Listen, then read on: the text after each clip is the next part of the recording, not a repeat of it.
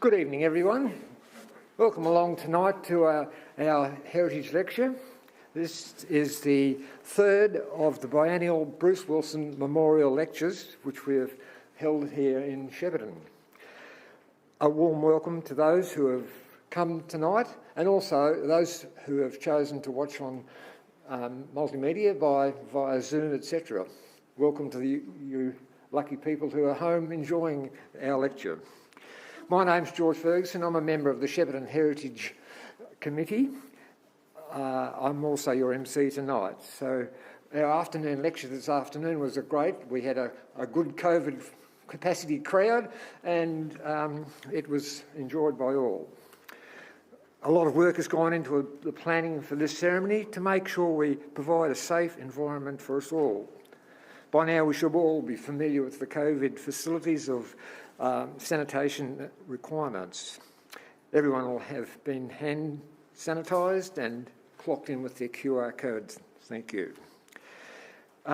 Please maintain our physical distances if we can, and when we're enjoying food later on again, if you like to use sanitisers, please do. The toilets are out in the foyer, as you will have probably noticed on the left as you go out through the doors, and in case of an emergency exit, the exit sign is a light over there and the marshal point is out in the gardens. Very cosy in this cool night, but there you go. I would like to extend a warm welcome to our Deputy Mayor, Mr Rob Priestley, Councillor Seema Abdullah and Councillor Brophy. Welcome to our meeting tonight. There's apologies from the Honourable Wendy Lovell MP, Steph Ryan MP and Councillor Shane Saley. The Heritage Advisory Committee members who are present tonight are Marge Earle, who is the chairperson, Jeff Maynard is Deputy Chair, Anne Tyson is Secretary, and others present are Janet Batten, John Dainton and myself. I would like to ask now for the Yorta Yorta Nation Aboriginal Corporation, Auntie Faye Lynham, if she'd come forward and do the welcome to the country, please. Thanks. Oh, good afternoon. Just a bright light over there. Sunglasses. I'd like to start by acknowledging and respecting the Yorta Yorta Nation, which is in this land. I'm a proud Yorta Yorta woman, and this around here was an area that a lot of Aboriginal peoples lived because of the beautiful river that was a resource of a lot of foods that come with that. And I'd like to respect the elders, past and present, and the councillors, and I can't remember all the people you said, sir. But anyhow, I would like to welcome you all here tonight and have a great meeting. Thank you. Thank you, Auntie Faye. Thank you very much.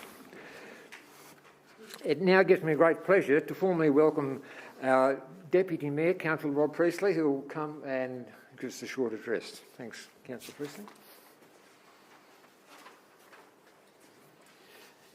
Well, thank you, George, and welcome and thanks to old friends and new here tonight. We, Greater Shepparton City Council, acknowledge the Yorta Yorta peoples of the land which now comprises Greater Shepparton. We pay respects to their tribal elders, we celebrate their continuing culture and we acknowledge the memory of their ancestors. I would also like to extend this welcome to any First Nations people here with us today, and a special thank you to Auntie Faye. It's my pleasure to welcome you all to the Bruce Wilson the Bruce Wilson Memorial Heritage Lecture.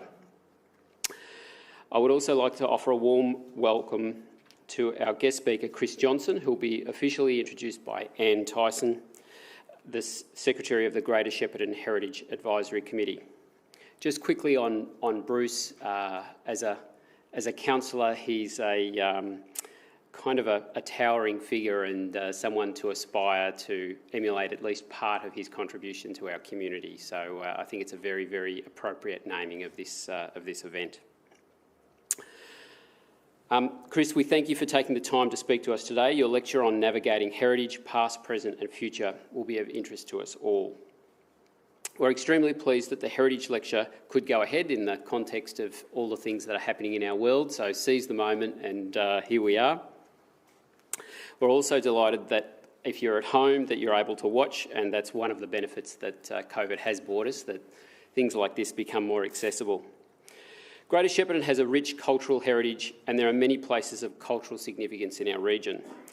These include our incredible Aboriginal history for our region, our agricultural and industrial history, and our remarkable migrant history, including the history of multiculturalism in this community. Our unique collection of internment and prisoner of war camps. This is our cultural heritage. It embodies our history. It's our story as a community. These stories remind us that it is important to our community and what we have all inherited. Council plays an important role in identifying and conserving places of significance across our municipality. Our Cultural Heritage Awards, held in April this year, is one way we are doing this, with our annual Heritage Conservation Grants is another. Greater Shepparton is one of the minority of progressive councils in Victoria offering these grants to owners of properties within the heritage overlay. The money can be used on critical conservation works to preserve buildings and structures. Council work was recently recognised by the Heritage Council of Victoria. They shone a light on the progressive work that has taken place in Greater Shepparton over the past decade in identification, conservation and celebration of the region's cultural heritage. This work would not have occurred without the dedication of the members of the Heritage Advisory Committee and through the events like this one here today. So just take a moment to reflect on that and the great things that the people in this room and those that can't be with us here are doing and how they're contributing to what the next generation will have. I think it is really a remarkable contribution to the future of our community. I would like to thank you all for attending today's Bruce Wilson Memorial Heritage Lecture. In particular, I would like to thank Greater Shepparton Heritage Advisory Committee, which has worked extremely hard to coordinate this event during incredibly challenging COVID times. I know you'll all enjoy, and I'm certainly looking forward to listening and hearing today's lecture and to take something valuable away from it. Thank you. Thanks, Councillor Pelosi. It's great to hear those words on behalf of the Council, because we are truly appreciative of the Council's always ongoing support of the Heritage Committee of our nation. Right now I'd like to ask Anne Tyson if she would come forward and formally introduce our speaker for tonight. Thanks, Anne. It's my great pleasure, really, to introduce Chris Johnston to you, and it's a fulsome introduction, but Chris deserves it. Chris is one of Australia's leading experts in heritage, and we're privileged to have her deliver the lecture. She was first contacted way back in 2019, in November, and she's stuck with us, for which we're very grateful, Chris. Chris has got a tenuous connection to Shepparton. Her father ran the Shepparton Steam Laundry in Friar Street, where Dobson's real estate is now, in the 1940s. Chris actually, I don't think, has even seen the building. I think the family departed before she was born. She was keen to see the building, but she will, I think, post-COVID. Chris Johnston is simply one of the stars of the heritage world in Australia, at the leading edge of heritage discussion and practice. Her contribution has been extensive, 40 years of it, but not just time, the actual products too, wide-ranging and influential. I can only hint at some of it. After she graduated, Chris did work for the Dandenong Rangers Authority, the National Trust, the Victorian Government, and taught at RMIT.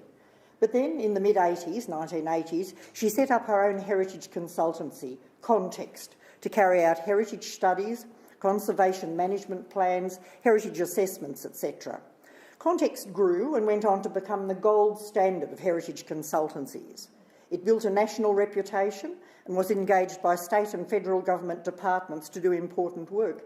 For example, Chris herself did the heritage strategy for Victoria, the way heritage is determined and managed in Victoria. That was some of Chris's work.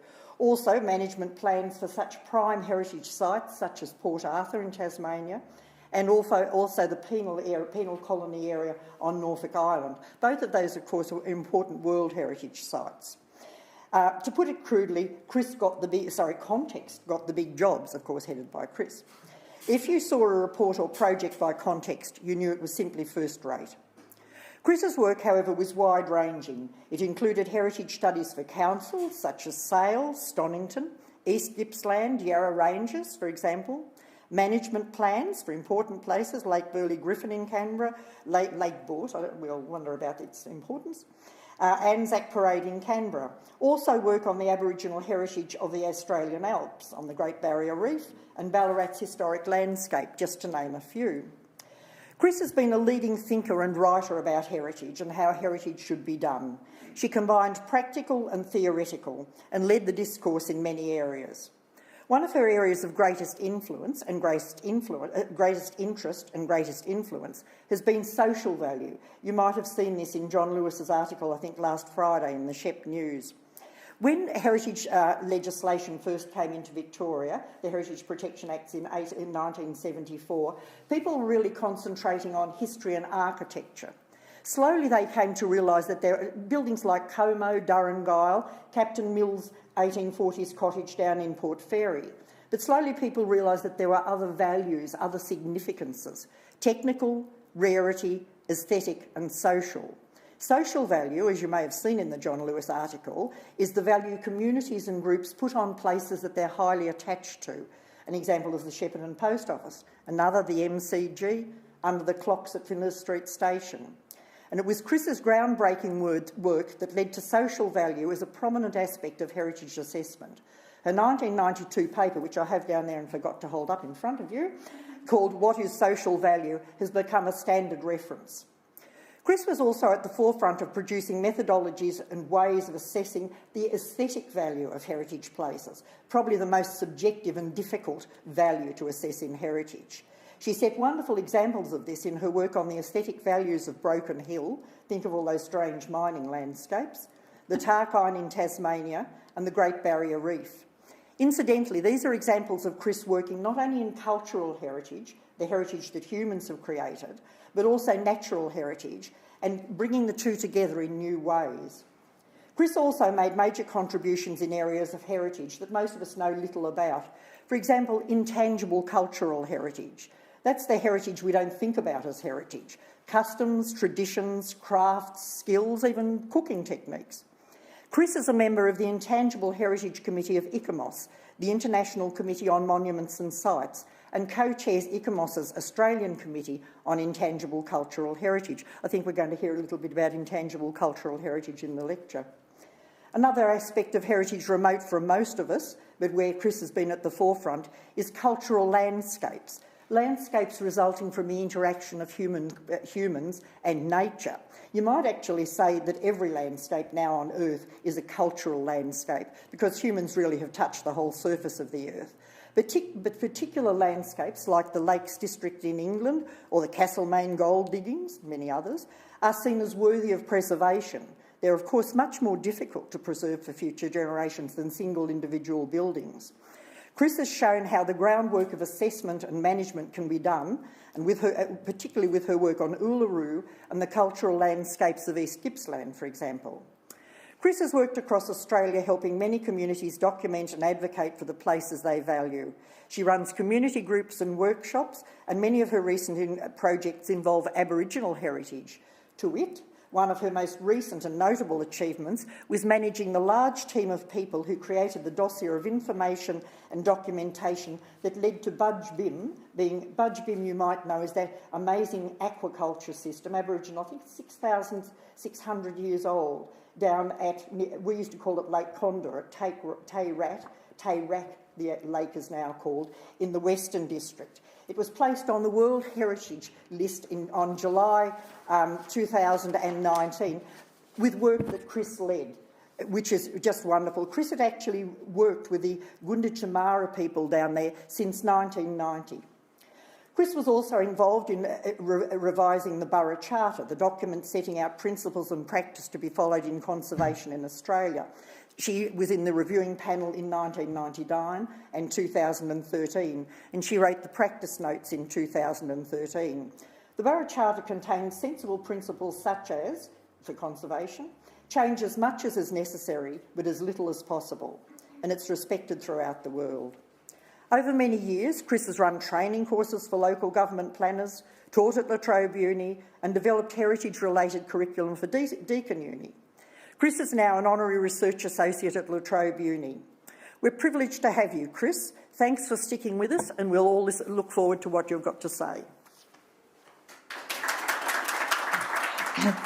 Thank you so much for that lovely, warm welcome.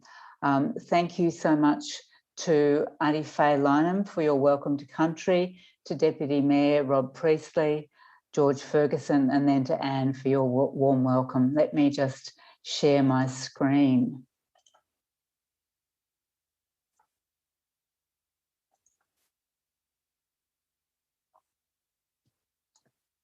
Hopefully you can all hear me and the screen is clear. Someone give me a hoy if that's not true. So thank you for that welcome. And I too would like to offer my heartfelt respect to the elders, past, present and emerging, for their care for country over millennia, and thank Auntie Faye Lynham for her welcome. I'm speaking to you tonight from Djadjawurrung country in central Victoria, and I'm delighted to be here with you, even though it's virtually. It's wonderful. Thank you for allowing me to be here in a virtual way. My theme for the Bruce Wilson Memorial Lecture is navigating heritage. Where have we been? Where are we now? And where are we headed? If heritage is a sea journey, we might think about setting our course by the stars. We might think about the dangers ahead, rough seas, reefs and shoals, and the joys of seeing whales, that first sight of land and more.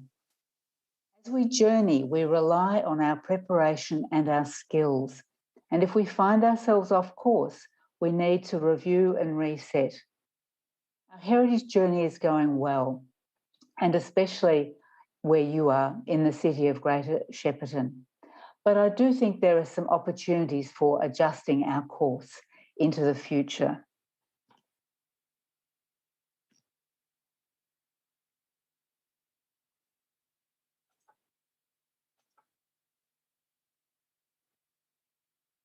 Apologies for that slight delay. We'll get it sorted. Heritage arises from our values. We each have a personal heritage, and we share that with others, with our family, our communities and cultural groups. Heritage is not one simple thing, and it's not something that everyone agrees on. So in my talk tonight, I'd like to start to explore why we might use a very awkward plural, heritages with an S at the end, to encompass the diversity that's inherent in our peoples, our lands, and therefore in our heritages. So 3 questions. What are these heritages? What values do we attribute to these heritages? And how do we navigate difference? So what is heritage? What are these plural heritages? It sounds simple, and I guess in many ways it really is. Heritage is essentially about us, our memories, our stories, our achievements and our failures. It's about what we did and what we didn't do. It's about how these are reflected in the world around us, all places. Let me start with a story of my own that Anne has given you a hint of. In 1936, my dad and his first wife, Monty, married in Melbourne and moved straight to Shepparton to run the Shepparton Steam Laundry. I don't know much more about the backstory there, and I certainly wasn't around then. Now, I'm sure that's my dad in the foreground loading the machine, but I might just be imagining it. It just looks a bit like him. I grew up with just one story about running the laundry, or maybe it's just one that I remember. But Dad said when the laundry closed at the end of the week, the staff would jump into the hot tubs for a soak. Sounds pretty good in cold weather, doesn't it? Is it a true story? I don't know, but it's one that I remember. So invited to give this lecture, you can guess what was at the top of my list to find out more about. And of course, the Shepparton steam laundry. It's my connection here. In my example, it's a family story that connects me to the place, to Shepparton, to this particular place. It's my curiosity and my desire to know more. That gives me a sense of connection. Heritage creates connections, and connections create heritage. I'm going to use the word place a lot and values as well. And what do I mean by place? I mean buildings of all kinds, streets, precincts, memorials, ruins, mine sites, gardens, broad landscapes, patches of bush. I think you get the idea. Places are full of meaning. They're resonant of the past, our own or someone else's. They connect the past to the present and vice versa. They remind us of stories, they bring back memories. And our social relationships are so intertwined with place, public places especially. And I think through the experience of COVID, when we haven't been able to be out together, then I think we really realise how important place is to form and support our social relationships. That power that place has is really because they're experienced. We can see them, touch them, smell them, walk in and through them. Places are part of our everyday lived experience, of course. We all live within place, within many places. And I think they're powerful because of that. They're everyday. They're just part of our lives. Places also act as symbols and metaphors. They literally ground us. They connect us to our home place, our local community, our town, our landscape. We often speak of places as having a spirit, a character. Perhaps we call it a sense of place or the spirit of place. It's an elusive quality. I think it's something that we've all felt for the places that are important to us or some special places we go to, and that feeling is just there.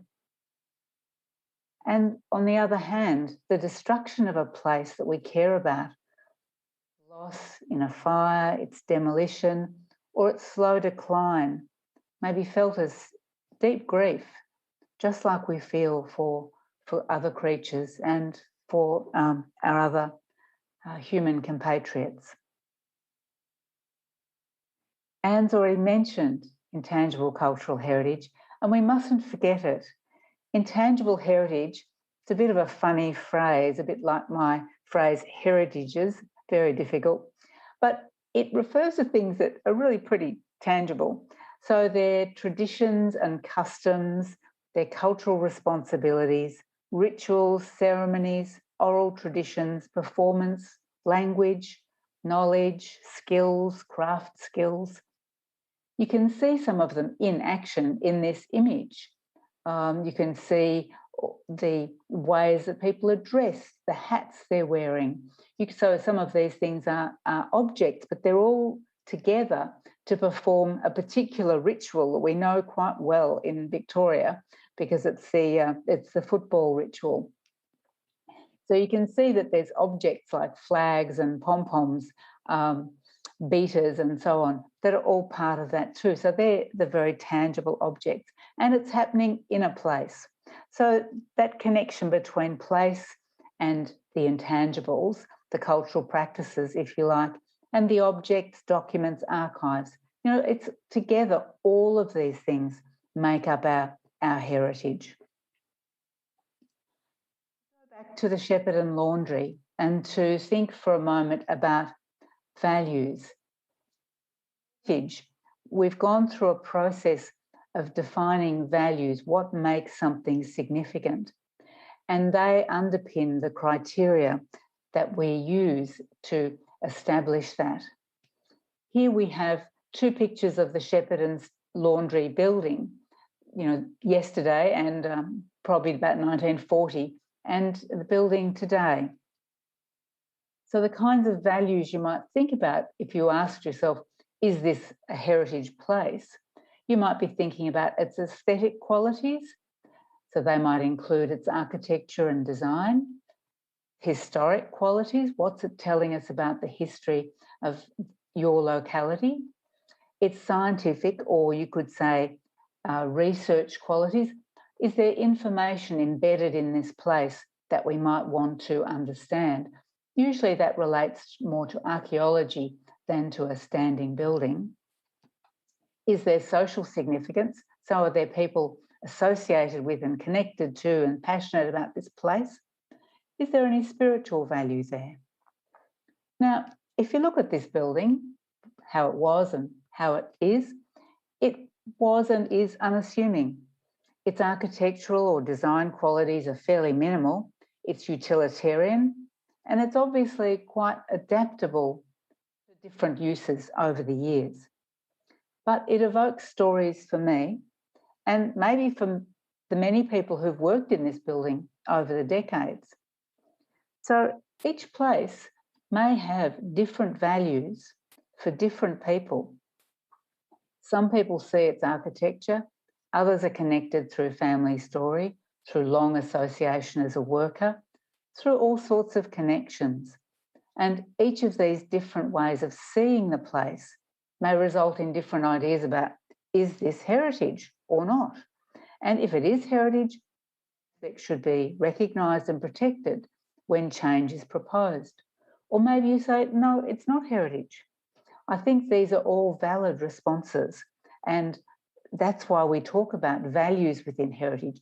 How can we actually assess the significance of this place in a rigorous way? But for tonight, I think the message that I wanted to communicate is that through our ways of seeing the world, our cultural, social, and our personal lenses, we actually create these multiple heritages. Through, you might want to think about, what are your special places important to you, to your family, to the cultural groups you're part of, to your local community, and sort of muse on those as we continue through our journey, because I think that's really quite fundamental to the question of whether we're succeeding with our heritage journey. So I'd like to just have a little look back for a few minutes of where we've been. So the journey that we often talk about is really a post-Second World War journey.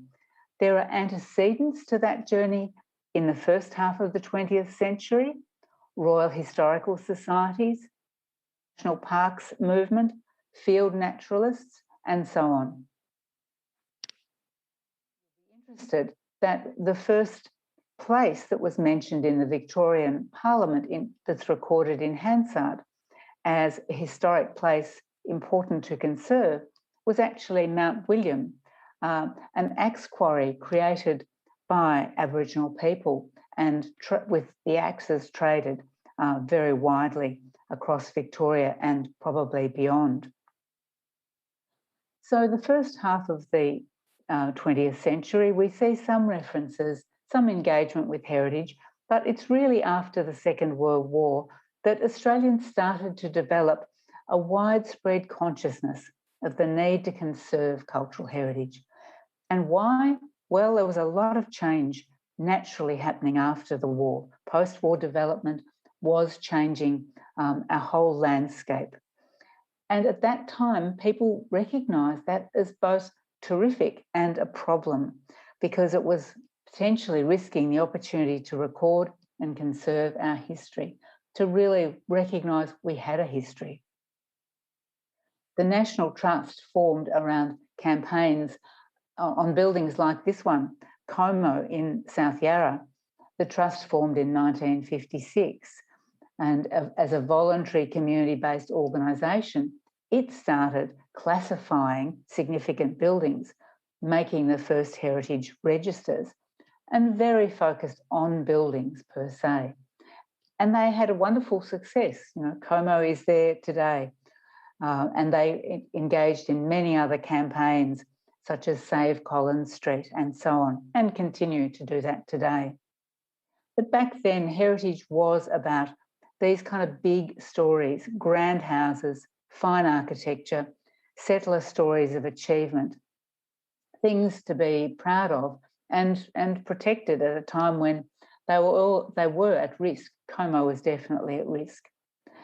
So at that time, it was the community that was leading the push for heritage protection. 70s and 80s were kind of different. What happened in the 1970s was the emergence of government response to all of these community concerns that had been bubbling away since, in Victoria anyway, since the mid-50s. So we saw a wealth of environmental and heritage legislation suddenly emerge. 3 examples would be 1972, the Archaeological and Aboriginal Relics Preservation Act. Victoria was the last mainland state to legislate to protect Aboriginal sites and artefacts, but it was very relics focused. The 1972 Town and Country Planning Act actually widened its heritage protection measures to include areas, so precincts, we'd say, and objects of special significance. And 1974, the Historic Buildings Act. Victoria was the first state in Australia to bring in such legislation, so hurrah for us, but it was only buildings. And 1973, that was when the Grand Shepparton Post Office was demolished. So we can see the legislation coming in, but many things continuing to be lost. Nationally, 1974, we saw the creation of the Australian Heritage Commission. It was a really strategic and innovative organisation that conceptualised heritage quite differently and looked for a more integrated approach to natural, Aboriginal and built heritage register under one piece of legislation. Over several decades, the Commission listed 13,000 places in the register of the National Estate, places from national significance through to local significance. It was a wonderful resource. And I think that really reflected a broadening of heritage and community interest in heritage. And the Commission actually published the paper, What is Social Value? So they were very interested in what the community saw as heritage, not just experts. And their influence can still be seen in the work that we do today. Another thing that happened in the 1970s, heritage studies started for Victoria, in inner city Melbourne, and in some particular historic towns like Yakandanda, like Malden. Now, Victoria didn't follow that national model. Our legislation remained separate, as it does today. So as a result, we define natural, Aboriginal and historic places separately. We apply different heritage criteria, use different mechanisms to protect them, both at the state level and in our planning schemes. So we kind of slice and dice our environment up to fit it under different legislation. And I'm arguing in this lecture that that's a bit of a problem, or perhaps we could turn it around and see it as an opportunity as we look to the future. Saw during the 1970s and 80s, as I've said, is a sort of a limited view of what is heritage, and that has continued to expand, as Anne indicated in her introduction. But there's still been some gaps, and social value was a very important gap, and I think actually is still a bit of a gap in our practice. So by the end of the 1970s and 80s, We had a jigsaw puzzle of legislation. We had active government heritage organisations involved in recognising and protecting heritage places and developing registers and lists. So it was a time when the professionals, in a way, were taking over. We had heritage organisations with professional staff, and there was training developing within our universities. But one of the missing pieces was social value. Social value has been defined in this way as a strong or special association with a particular community or cultural group for social, cultural, or spiritual reasons. So there's some key words in that definition, and that's the criterion that applies across Australia at our national level and still at the state level and local level. First key thing to note about it, contemporary. We're talking about a community or cultural group that exists today and feels a strong or special attachment today. So we'd see that as an enduring attachment that has some longevity, perhaps 25 years, so spanning a generation. Something that's deeply felt, so it's strong and special. That might be even expressed as a sense of ownership of that place, not actual ownership, but felt ownership. The community or cultural group might be quite large or might be quite tiny. It could be defined quite specifically by its locality or ethnicity or culture or shared experience even. And an example that I gave to John Lewis in the paper was men who did national service training together at the Ingleburn Army Camp, South Wales, in the 1960s. Some defining moments in their lives together at that place and since that has kept them together and kept them feeling this really strong connection to that place. So a few quick examples of why we might say something's of social significance. Well, firstly, places important to a community as a landmark, marker or signature. So places used symbolically to represent a locality or a community. For Shepparton, if the post office was still here, that might be one of them. And of course, there are others that you might choose today. In a wheatbelt town, it might be a silo. In Brunswick, it might be the tall chimneys of the one surviving brickworks. In Guildford, near me, it might be the huge red gum in the main street. Second reason is places important as a reference point in a community's identity or sense of itself. An example is the Cockatoo Kindergarten. It was a refuge for many people in the community during the Ash Wednesday fires. You can imagine how important that place is through that event that had such a profound effect on that community. And they have conserved that building, they've fought for that building, and they've conserved it as a fire history museum. That was quite a big fight, I might say. The third category could be places where there's strong or special community attachment developed from long use association. And a post office is an excellent example, or a milk bar, a corner store, the pub, places where you go there for ordinary reasons like to post a letter, but connections develop with that place. So the practical, the everyday, the usefulness of a place actually turns into connection. There are a number of those places in the Shepparton Heritage Study, and I suspect there's actually a number more that you could probably add, or you could add that value to them.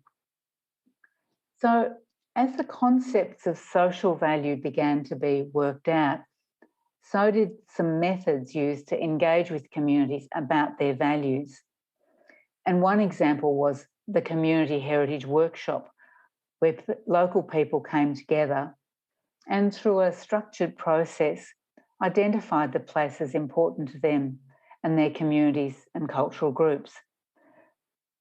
In one of those workshops now, I'd be asking each of you to write down the places important to you. Probably say, don't worry about the big or the grand. They're probably already on the list. Think about the hidden, the everyday, the places that are important to you. You mightn't know that others share those values, but unless they're put out there, unless you speak about them, you'll never really know that.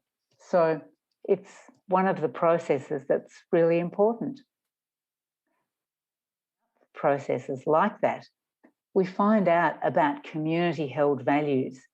So now we can see that experts and communities can come together to identify what is heritage.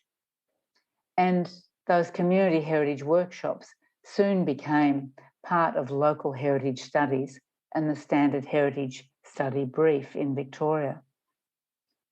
Similarly, when the Borough Charter was reviewed in the late 1990s, it emerged with a much broader view of place and the role of communities. So we can see a move towards communities and community-held values. But I think we've got a long way to go. There's a lot of potential, a lot of opportunity for us to keep working in that area. So where are we now? Well, it's nearly 50 years since our first Victorian heritage legislation and first studies, 20 years since Shepparton's first study, and as you know, you've had a decade of fantastic work within the City of Greater Shepparton, and you're in a very good place with your heritage now, as was mentioned by the councillor earlier. How more generally are we going? Well, I'd describe it as pretty business as usual. We've been good at some things like pulling together lists of heritage places, and we've just kept going with what we're good at. There have been a few new initiatives in the last, I guess, 20 years. We've now got a national heritage list launched in 2003, but it's still only 120 places. Are there really only 120 places of outstanding significance to us as a nation? I'm not sure. I think that might be rather a short list. It's had no new additions in the last 2 years. Saying that there's been some improvements to the Heritage Act, and so that's terrific, but it's still pretty skewed towards architecture and buildings, so there's some opportunities there.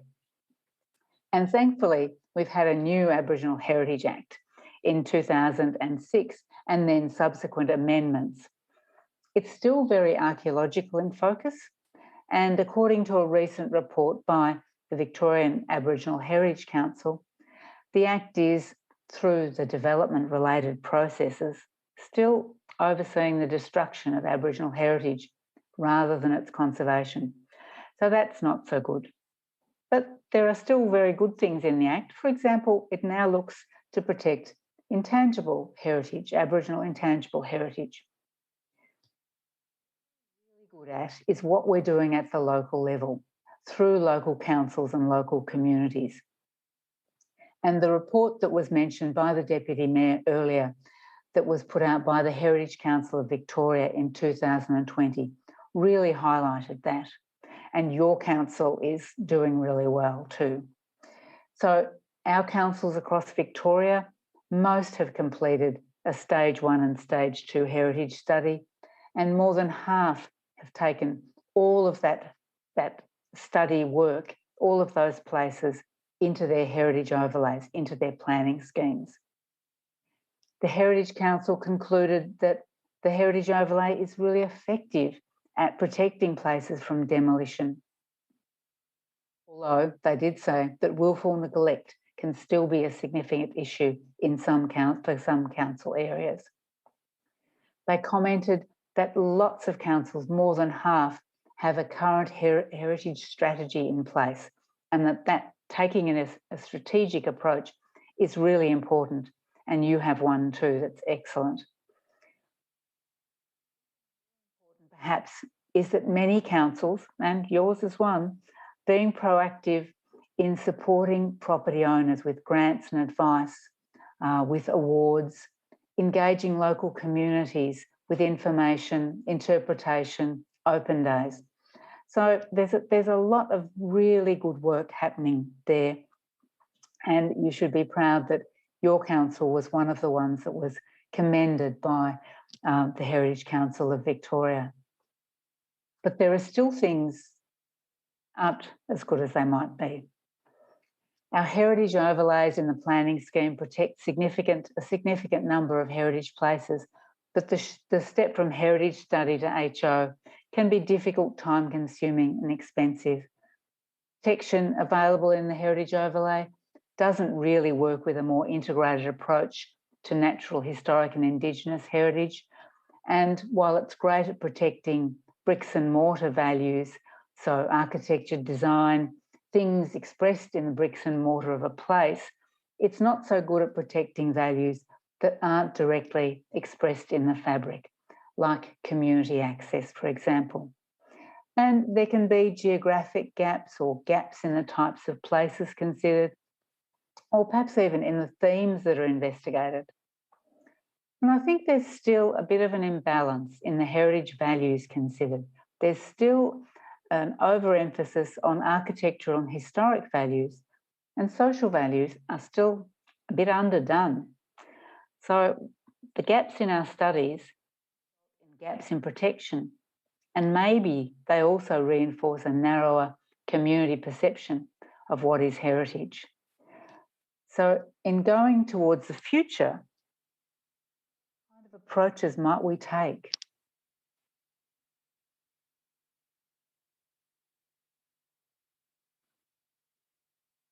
Wondering, how to think about looking forward. And there's a lot of small practical things we could say, but I wanted some kind of big picture things to raise at the lecture tonight. I looked internationally for some inspiration, and here are 3 things that struck me. First, heritage as an indivisible whole, rather than separating nature and culture, tangible and intangible, Aboriginal and non-Aboriginal. Could we bring those things together? Could we reintegrate our heritage as an indivisible whole? And what would that mean?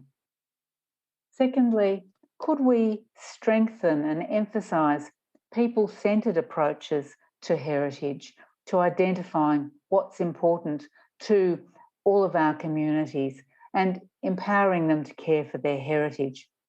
And thirdly, connecting culture to heritage, to sustainability, making that connection that's in the Sustainable Development Goals adopted by the United Nations. These are some opportunities. One of the ones that I wondered about was this heritage as an indivisible whole. Where do we go with that? How might we start? Make a small start towards that. And I'll explain this diagram in a minute. I thought we might start with stories. Heritage places help us tell our stories. And by stories, I mean what we tell ourselves about us, who we are, where we've come from, our relationships today, our values, our directions. Our heritage studies are based on those kind of questions, the questions about what stories to tell, whose stories to include, the values we attribute to those stories, and the places we choose to represent those stories. So we can turn heritage around, and rather than starting with the places that catch our eye, we can start with the stories, and we can start thinking about stories as storylines that crisscross the landscape, a network of stories where each story links many places and many peoples. I'm suggesting we start with the story and see where it leads. Let's not stop at local government boundaries. Now, the image on your screen is by elder and artist David Mawajali. It's a drawing that reflects Indigenous trade routes and storylines or songlines. Creative interpretation of those. I love it that he's drawn Australia with lungs and a head and Tasmania as feet. So it's a creative response. And his lines of connection reach out into our surrounding oceans as well. It really represents a very wonderful kind of notion. Perhaps if we could make it 3 dimensions, it would reach into the sky. So instead of choosing just one place to represent a story, we could choose multiple places. We could add to that the traditions, knowledge, cultural practices, so important in that story. There might be objects, documents, and archives. So by doing it that way, maybe we could start to see links between stories and maybe even start to see the whole landscape as a web of stories. By doing this, some of those stories that are perhaps invisible in our heritage studies now, visible, to bring to the surface stories, peoples, and aspects of history and show how they interconnect. A great way to invite different communities and cultural groups, their storylines across our local landscapes. In that way, we'd be exploring social values as well. I'd like to share a couple of quick examples of places, perhaps just to show you some interconnections that I started thinking about when I was preparing this lecture. The first one is Norfolk Island. Norfolk Island is one of 11 places that together make up Australia's, the Australian convict sites, which is a World Heritage serial listing. So the group of places that are on the World Heritage list together. And it represents, or that group of places represent the global phenomena of convictism, forced migration of convicts to penal colonies in the 18th and 19th centuries. Now, Norfolk Island has had 4 waves of settlement: Polynesian, 2 waves of convict settlement, and then Pitcairn.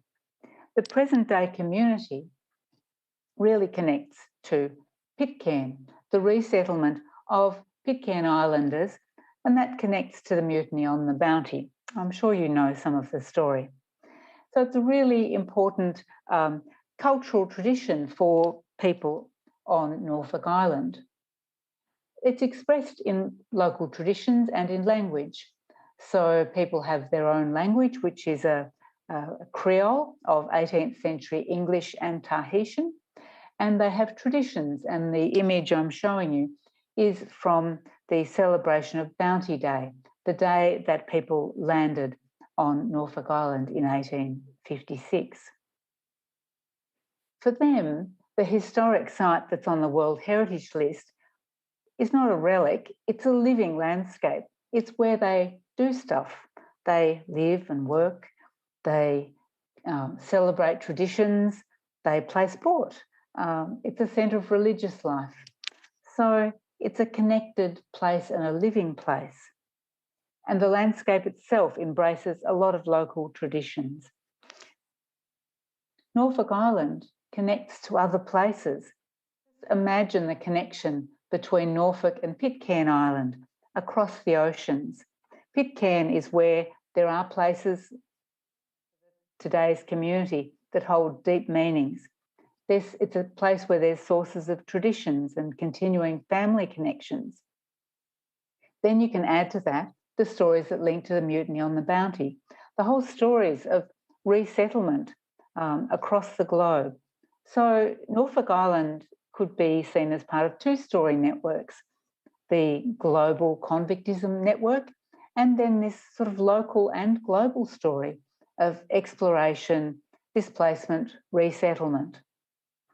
My second example is Parliament House.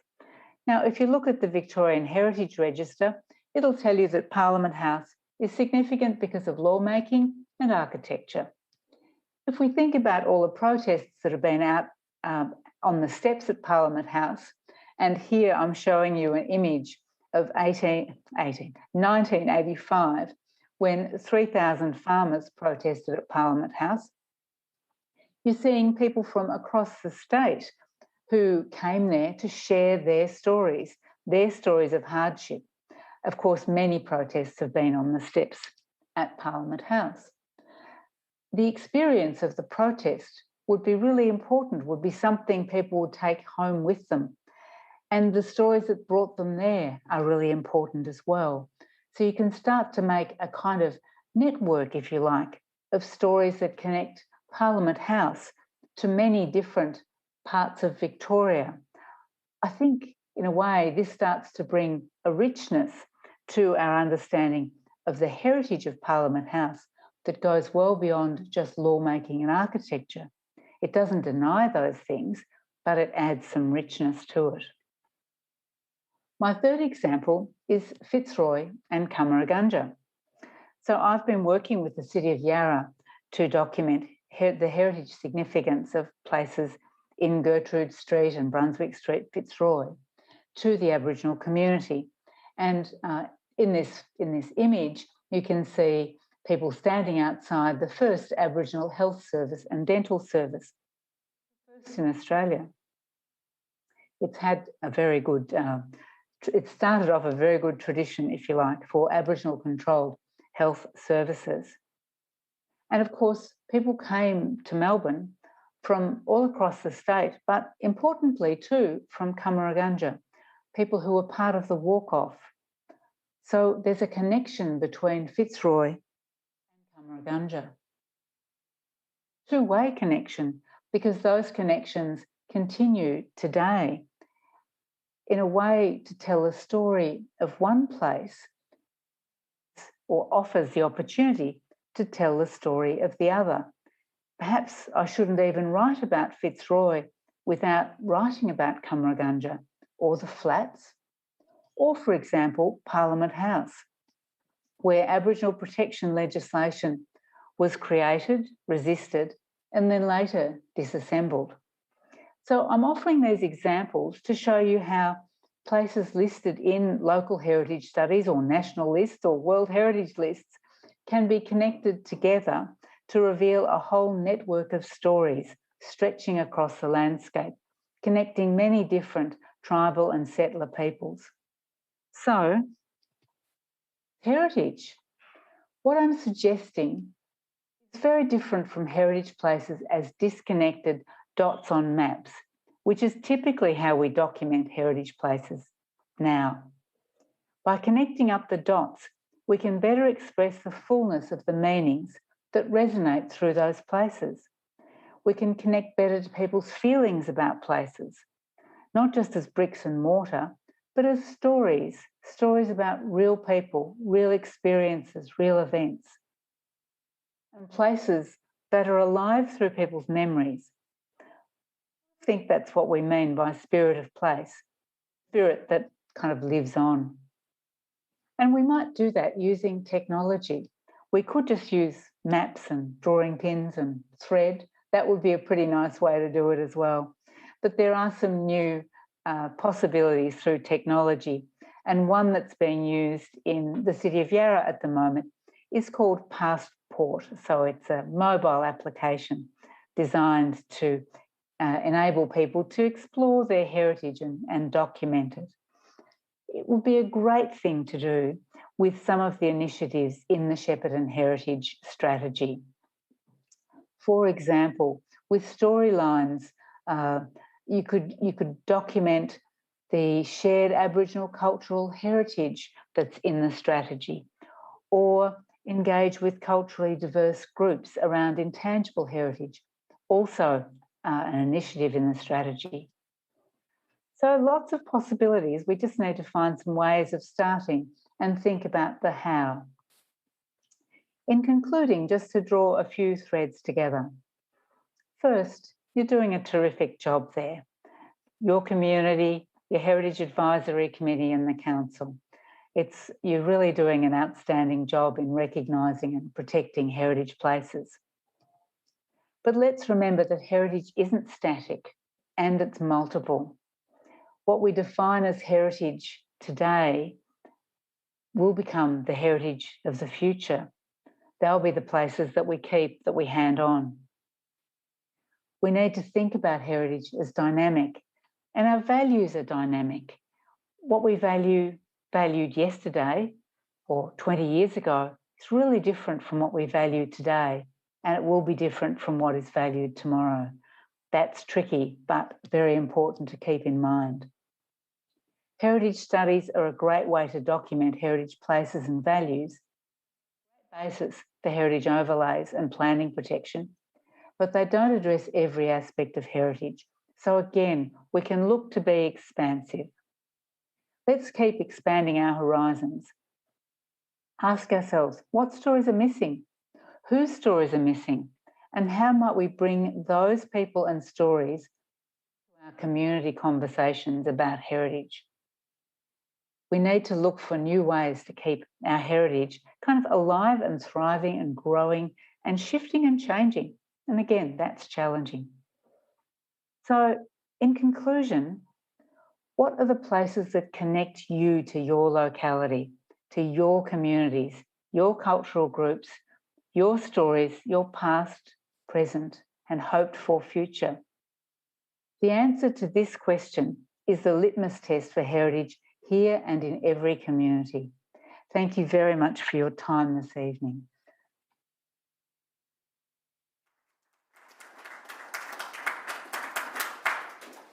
Chris, on behalf of the multiple audiences today, I'd like to thank you so much for your wonderful talk. It was stimulating, challenging. There's so much for us to think about. Also, thank you for sticking with us over that time and for all the work you've put into the preparation. Thank you very much. Welcome.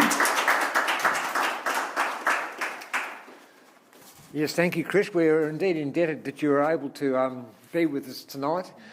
And now, is there any questions from the floor, please?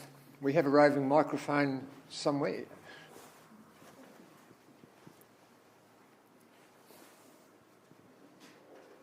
Thank you. My name's John Dainton. We're sitting here where the Goulburn River used to be and where Shepparton used to start, where Shepparton really started. We've lost the river here. We've lost the Monash Bridge. And yet, to me, this is where Shepparton starts. And I was very interested in your talk because I've been involved in the environmental movement to some degree over many years, that it's good to think that we could somehow or other recognise the things that the young people, they don't even know the river went through where we are sitting because the river's moved a bit. And I see it very similar to the post office in Shepparton as an icon, which it was. The Goulburn River's an icon here too, and I just think it's terrible that the young people that you talk to didn't know the Goulburn River went through Monash Park. And I just wonder how you could incorporate that into, say, heritage studies, and I'm actually very pleased that you went with your talk away from the bricks and mortars into the cultural and environmental areas. So thanks very much for your talk, but that's my question. Perhaps I've got a vested interest because my great-grandfather built the wharf that was here, which is the only wharf, as far as I know, that's left that's inland in inland Victoria, and I think I'm very disappointed that it's sort of sitting, decaying away too. But really, it was Bruce Wilson and myself. We went to the council one day and we were talking to a staff member there about Monash Park, and that particular person didn't even know the river went through it. And he said he lived in Toolamba, which is only a few miles away from here, and he'd been here all his life and he didn't know the river went through there. And I just think that this is where Shepparton started. How do we recognise it? And I suppose I'm asking for, have you got any ideas how we should do it? Thanks, George. Sorry I've talked too long. Thanks for that question. That's just terrific, because I think I don't know how you should mark that the position of the river, but maybe it's something that should be done. If we think about marking it in a creative way, in a public art way, for example, doing some cultural mapping, I think would be a really great way of doing that. There's probably been lots of landscape change and lots of landscape kind of loss of elements. So what about doing a mapping project? I really encourage you not to think negatively, like I've got a vested interest. It's not a vested, maybe it is a vested interest because it's your ancestor, but in another way, it's a place and a story that you care about. And isn't that what heritage is all about anyway? So find a way to do it. Put some of those creative heads that I know are there in Shepparton together to think about ways of doing it, of mapping it, of celebrating it through art. Have a go to see what you come up with. Yes, good on you, John. Any other questions from the floor? Hello, Chris. Rob Priestley here again. If you wanted me to sit up and pay attention, you really absolutely nailed it. Talk about connecting the dots. When I was a 17-year-old, my parents bought the laundry located at what is now Dobson's Real Estate. And I worked my first job there and went away and worked and came back and eventually bought the business from my parents, and I still work in it today. It was claimed, and I don't know if it's true, but when I was that 17-year-old, there was still the original safe in the building, which was stolen some years later, unfortunately. But there's a connecting of the dots for you. Oh, thank you so much, Rob. I look forward to having a conversation with you at some stage in a sort of more COVID-free future about that. I'd love to know more. Thanks. Thanks, Rob. Any other questions from the floor?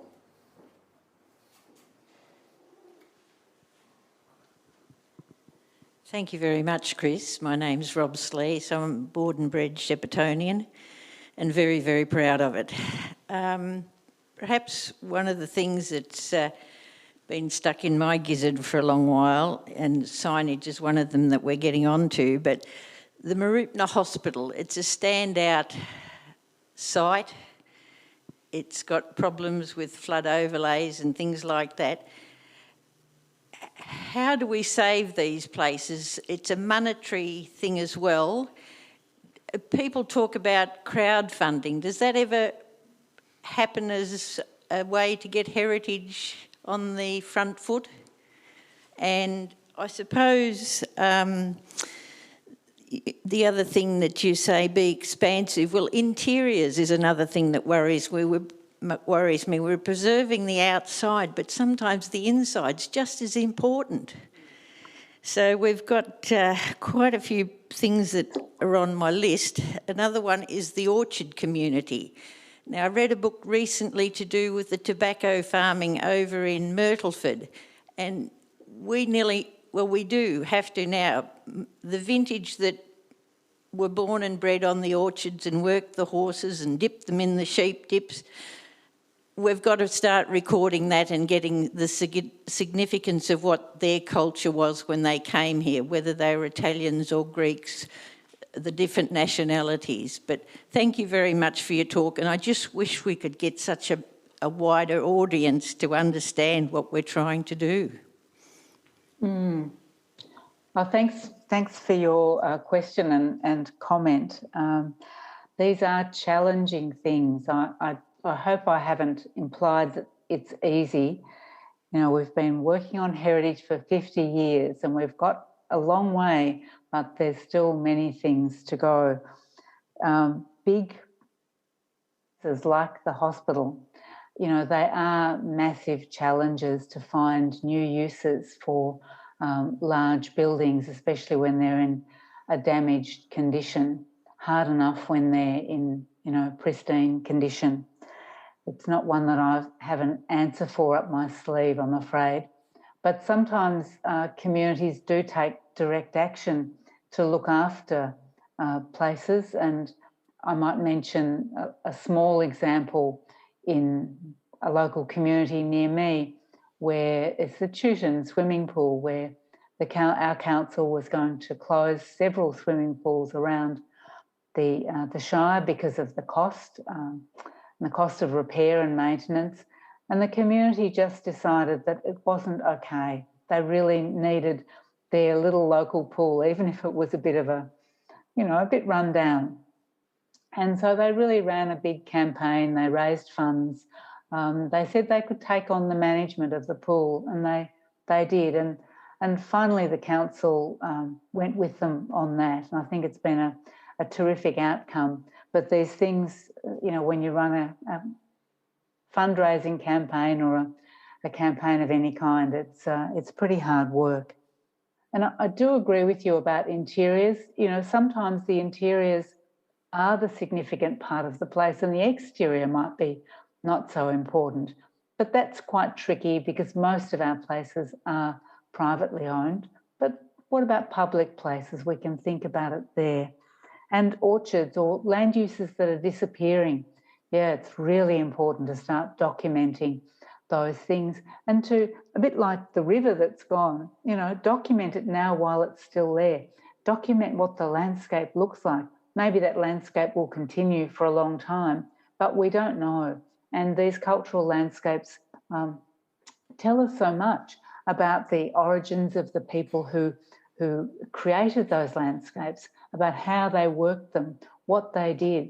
I think it would be a wonderful kind of project. Get that one on the heritage strategy list for next time round, perhaps.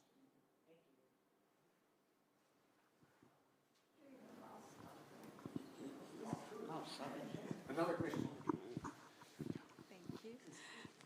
Thanks. My name is Seema Abdullah. I'm a counsellor here. So thank you so much. It was so interesting, your the lecture today, and of course we have learned a lot about heritage.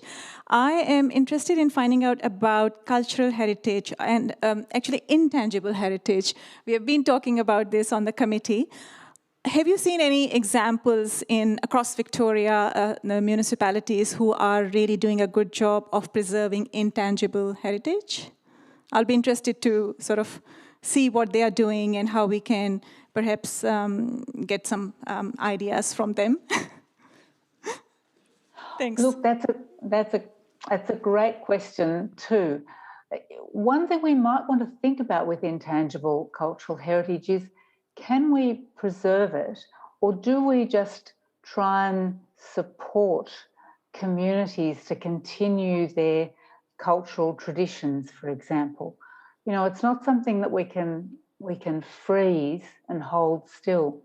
The words in the UNESCO Convention are safeguarding, so helping communities and cultural groups to safeguard their intangible heritage is probably the approach. Now, I don't know of any councils that I would say are doing a terrific job, but a number of councils try and bring that into their thinking about heritage. And the project, or the digital method that I mentioned to you called Passport, started in Port Melbourne as a digital record, really, of heritage that the community was interested in. And the City of Yarra are now using that, and it may be that other councils are starting as well. So I think through some of these digital methods, we'll start to be able to document things a lot more easily, and we can invite communities, individuals, to put things on a digital document, if you like. Another example I can think of is the City of Ballarat. They've been really doing some quite amazing work. And they started mapping, asking the community what they wanted to map. And the first thing was milk bars, the corner stores, the milk bars that are disappearing, and stories about them. So even though they were starting from the place, they were really trying to capture something about the culture and the traditions of going to the corner shop instead of, driving to the big store. So things like that, I think you can turn them around and make them, or help bring out what are the traditions around that. I might also say that it's quite a challenging thing to do, and the committee that I'm on with Australia ICOMOS, which looks at intangible cultural heritage and place, we're very interested in finding out about case studies where communities are doing exactly this work. So I'm happy to have an ongoing conversation about that one too. Hello, Chris. It's Sally Faye Lynham, darling. It's not so much a question, but it's a comment. You said about special places. I'm one of the stolen generations, and I was taken down to Melbourne to live. And I remember being really little on the flats. But there was something always drew me back to Shepparton. And when I came back here, I mean, the Murray River was the biggest part of my life. I took my children out there, I took my grandchildren, now my great-grandchildren, to live traditional life, cooking in the ground, you know, just being out there. No Wi-Fi's, tellies or nothing. The children had to bear what we went through. We got them to find things to do, because they used to say, oh, well, we're bored, la, la, la, you know, go out and find that. And a lot of people where I go out Tokemore come up and ask Sunny Faye to cook a fish in the ground.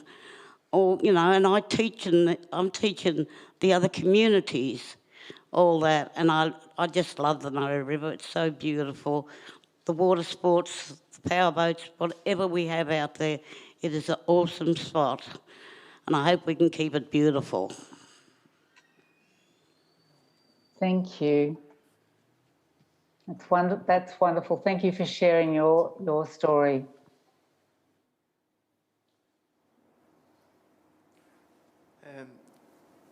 Chris, hi. We've actually got a comment that's come through on Zoom from Fern, I believe that's Fern Summer. She has asked, have you ever encountered any images or records of the double-fronted terrace homes that backed up against the Goulburn River and ran all the way from the Shepparton Senior Citizen Centre from High Street? I think that's a question for the people in the audience or the Heritage Advisory Committee. I'm not your Shepparton expert. Sorry, Fern. I wonder if other people know about that. What was the question? Deb, can you repeat? Johnson? No, I wanted to was too far. Yeah, just with that microphone better. Have you ever, or has anyone ever encountered any images or records of the double-fronted terrace homes that backed up against the Goulburn River and ran all the way from the Shepparton Senior Citizens to from High Street? Yes, we're almost sitting on them. Yes. There's photographs of them. I remember them. Yeah, there ought to be something. Yeah, yes. Two-storey buildings. Yes. I learned a trumpet off the fellow, Mr. Young. He was in one of the ground floor buildings, just here somewhere. And there was a lady that was a reporter at the Shep News. She lived upstairs in one of them. What was her name? Was she a Pogue? I think she... Yeah, she was Daisy Pogue. That's right, yes, yeah.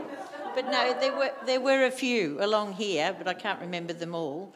But just going back to the hospital, there were so many people. So you had the workers, you had the nurses, they did the training, you had the doctors, and there was a laundry, and there was a mortuary, and so many people must have been treated there. Surely there must be some way that we can involve them all to put it back on the map again, because it must have employed a lot of people as well. And going back to the fruit industry, I remember Chris Howe's property there was a sandhill, and he used to employ people to be case makers, you know, with the wooden cases and boxes. Well, who'll remember that now? So we've got to capture that soon. Thank you. If I could just add, I think the example of the hospital is, you know, it's a classic example of where there is social significance. there will be, if one did the research and did the consultation with the different communities connected to that place, you know, you might think about the nurses and doctors, you might think about the local community who are patients there, you know, et cetera, you would find that there are important stories and quite deep meanings from other places I've worked on where I've been assessing the social significance, and we do that by talking with people. We do that by sitting in groups or doing surveys and questionnaires, walking around the site, things like that, to really try and to understand and distill the values. And I'm sure that a place like that would have very strong connections for people. And that's what the criterion says, strong or special associations for a particular community or cultural group. I said before that you need to take those terms quite broadly and think about what the values are. Are they cultural, social, or spiritual, or some combination of those things? And that's why I gave you the examples of places that contribute to our sense of identity, for as a community. So I reckon that the hospital would be, if you assessed it, would have really strong social significance.